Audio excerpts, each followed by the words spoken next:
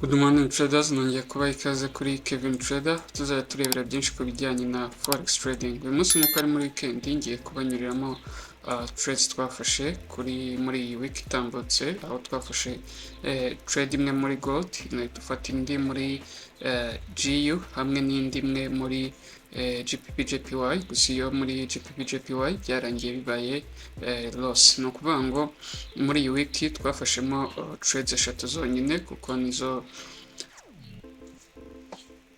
setup zonyine twabashije kuba twabona kuri currency do trading. So twihuse reka dutangiriye kuri gold, imbereke trade twafashe aho hari kuwa kabiri, nari nabahaye analysis kandi niko byagenze. Reka tujye muri 4 hours wenda mpere ariho mbereka, gusa ntangira gold uwo munsi kuwa kabiri yari iri muri uptrend urebeye kuri daily time frame, ariko waza kuri 4 hours ukabona ko yerekanaga some bearish side, aho yagendaga imakinga lower low, lower high, lower low, lower high, lower low. So nababwiraga ko ishobora kuza kuba ya making another lower high ikahita yongera igakora lower low kugira ngo ibone kuba yakomeza hejuru. Gusa niyo twari dufite ubwoba cyangwa se twibazaga ko ishobora kuba yagera ahangaha igahita ikomeza muri bearish side. Niyo mpamvu nababwiraga kuba be careful kuba ari gushaka gutekinga gold buy kuri kwa kabiri, gusa nari nabayeretse kuri daily time frame yagaragazaga some bullish side. So twihuse reka tujye muri 15 minutes niho twafatiye trade yacu mbere ko byagenze. So nkuko nari maze kubibereka ko kuri 4 hours yerekanaga some bearish side, urabona ko no kuri 15 minutes yerekanaga some bearish side, ariko waza ukareba ukabona ko yakoze rejected kuri iyi support iri strong, ariko dukora analysis yari iri muri iyi range yacu dufite ahangaha. So ntabwo twari tuzi ngo iri bukora iki, iri bube ya breaking hasi cyangwa se i breaking hejuru, gusa chance nazihaga ko ishobora kuba yamanuka ikaba rejected kuri iyi support, yamara kuba rejected ikabona kuba yakomeza hejuru. Nibyo nababwira ko byaba biri no safe kuba wayibuyinga, ariko nkuko mubibona ntabwo yigeze ibasha kuba yagera kuri iyi support yacu, ahubwo yakoze breakout nkuko nari nabibateguje. Nari nababwiye ko niramuka ikoze breakout, don't take the trade directly, uzarindire igarukemo imbere cyangwa se ibe yaba rejected. So ntabwo yahise iba rejected ako kanya. Trading murabizi ko ari patience, yagarutsemo imbere irongera izi closing above resistance, gusa n'uwatekinze iyi breakout was okay, yari good trade, gusa ugatagatingamo ahangaha urabona ko hari za rejection kuko ariho yageze ihita iba na rejected. So uwatekinze breakout ya hariya made some money, uwatekinze breakout yaha kuko ntabwo ari kongera ngo ipfe kwita ikora fake out, kuko urebye ni kando yabashije kuba ya closing above iyi resistance iri very strong, cyangwa se ni kando nini igaragaza ko hari volume cyangwa se aba buyers bafite imbaraga. So nyewe gusa icyo narindiriye ko yagaruka gutestinga ino resistance yacu, cyangwa se resistance yari ihindutse support, iraza irayitestinga, irangije hahita habonekaho kando ifunga ari bullish engulfing, cyangwa se yabashije gukingiriza full body y'iyi bearish candle. So maze kubona uko n'iyi bearish candle urabona ko closinze yabaye rejected cyane, cyangwa se ijya kumera nka hama. It was good confirmation kuba natekinga trade yanjye. Narindire ko ino candle i-creating a week, iyi ngiyi yamara creating a week igaflippinga ikabreakinga highs y'iyi previous candle, bita ntagatinga next support. Gusa nkuko nabibabwiye ko gold yari iri kugaragaza some bearish side, nari mfite amakenga ko ishobora kuba yagera ikamanuka kuba yatestinga support. Niyo mpamvu mubona stop loss yanjye nashyize below y'iyi support yacu. Urabona ko straight yahise igenda kuri TP iranakomeza hejuru. Iyo niyo trade ya mbere twafashe kuri gold kuwa kabiri. So reka tujye no kuri GU mbereke indi trade twafashe kuri GU nayibahaye Okay, kuri GU duhere wenda muri 4 hours time frame kugira ngo mbashe kubibasobanura. Gusa kuri daily time frame twerekanaga ko iri kwerekana some bullish side nyuma yo breakinga strong resistance twari dufite. Wenda batarabonye video yanjye bajya mukayireba iriho. So kuri 4 hours icyo nari nababwiye ko nkuko twabonaga ko iri kujya muri some bullish side, gusa nkababwira ko uku kumanuka ari some technical correction. Gusa twari dufite ikibazo ko urebye kuri 4 hours iyi yose urabona ko yari trading range cyangwa se yari iri muri iriya range. So urabona ko kanzembereke mbanze nkuremo zino lines kugira ngo mubashe kubibona neza. So kuri 4 hours gusa zirahita zigarukamo kandi nzikuyemo, ntabwo naba nkibonye uko mbasobanurira neza trade twafashe. So kuri 4 hours urabona ko yari iri gutradinga muri ino range cyangwa se iri muri ranging market. Urebye GU nkuko naberetse ko USD dollar nayo iri muri range, gusa icyo gihe dukora na zisi yari iri muri range. Ni ukuvuga ngo na GU nta kindi twari kuba tubona usibye ranging market. So nkuko nari nababwiye ko mugomba kurindira ko yaza gukora retest iyi support yacu dufite kugira ngo tube twabona buying yacu. So nari nababwiye ko next candle iri opening ikaba ya flippinga ikaza kuzuza ino range yacu. So uko bibona yara breakinze iza kuzuza ino range yacu. Reka tujye muri 15 minutes kuko niho twafatiye trade ari. So urumva dukora na zisi nkuko twatumaze kureba ko yerekanaga some bullish side kuri 4 hours, gusa kuri 15 minutes nari nababwiye ko iki ari technical correction cyangwa se ari correction ya move yari yakoze uptrend yari irindiriye gukosora. So dukora na zisi market yacu iri muri iyi range, gusa nifuzaga ko ibanza ikamanuka yari itaragera ahangaha ikaba yatestinga indi support yacu nk'uko yabonye ya buy tested.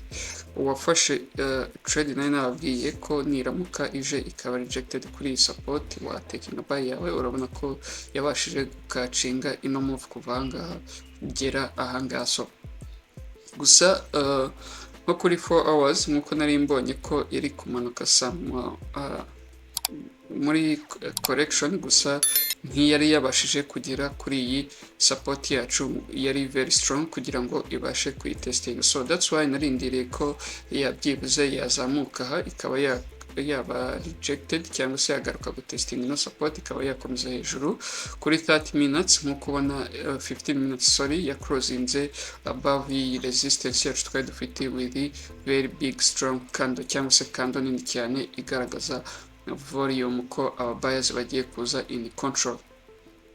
So icyo narindiriye ko ino candle yacu iza creating a week cyangwa se itestinga kuri iyi support yacu twari dufite. Urabona ko yagerageje gutapingamo ihita iba rejected, irangije ihita ibona kuba yakomeza hejuru. So support cyangwa se resistance ishobora kuba retested mu buryo bubiri. Hari uko yazamuka ikajya muri uptrend kando imwe ikamanuka ikaza ikaba yaba rejected ikabona gukomeza, which is safe ku bantu bataragira experience cyangwa se mutarabasha kumenya ku reading candles. Wenda urebye nkanga urabona ko yakoze breakout iza kumanuka gukora retest iyi support. Wenda nk'iyo wari gutakinga buy yawe ugatakinga ahangaha urabona ko TP yawe yari kuba hited. Gusa that is two ways ishobora gucreatingamo support. Indi ya kabiri nuko igaruka week cyangwa se candle iza next candle iza igatesting no support ikahita rejected directly. Kandi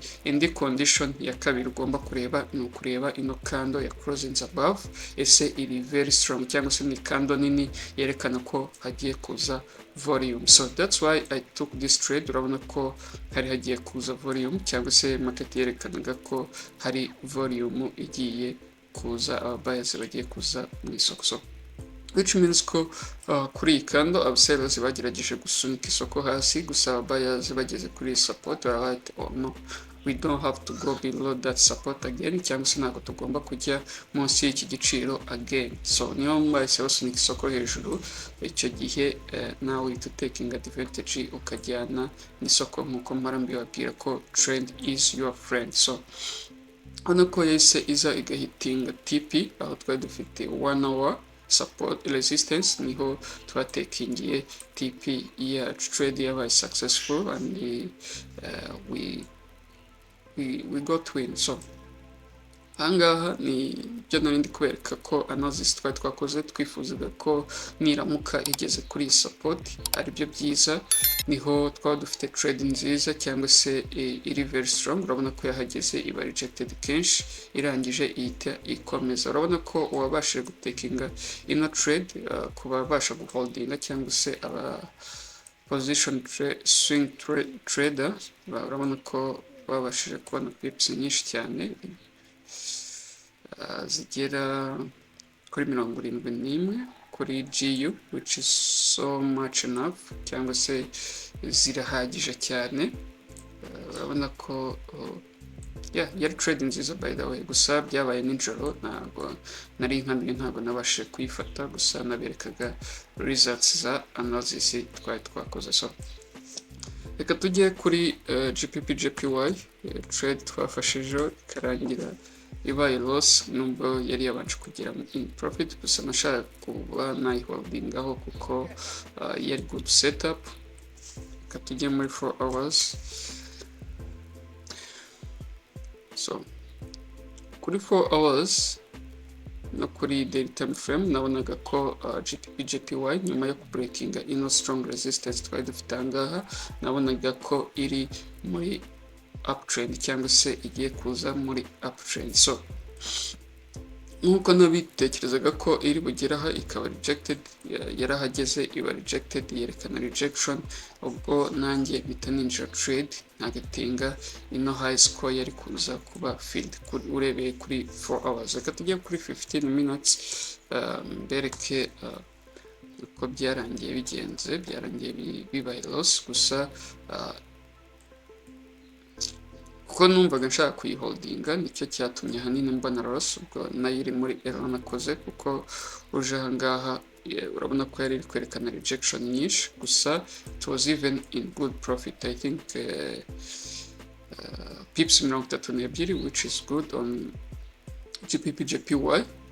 Maze kubona ino rejection kuri 15 minutes, yari rejection nziza, nahise shyira break even, nako nahise ntakinga trade yanjye, mbonye ino kandi ifunze ari bullish, ikaza igacreatinga week, imaze no gutestinga ino support yacu, mbonye iflipinze itangiye guhinduka bullish, niho nahise ntakinga trade yanjye, ntagitinga ahangaha. Numvaga ko to be honest iri buhagere ikaza kuzuza ino range yacu. Target yanjye ni yari iyi ngiyi, which is was 80 pips, and trade was 1 to 3, which was good. Gusa igeze muri 1 to 1 yahise iba rejected. It was even yari 1 to 1.5, sibyo. Ahangaha igeze aha iba rejected, isubirana nyuma.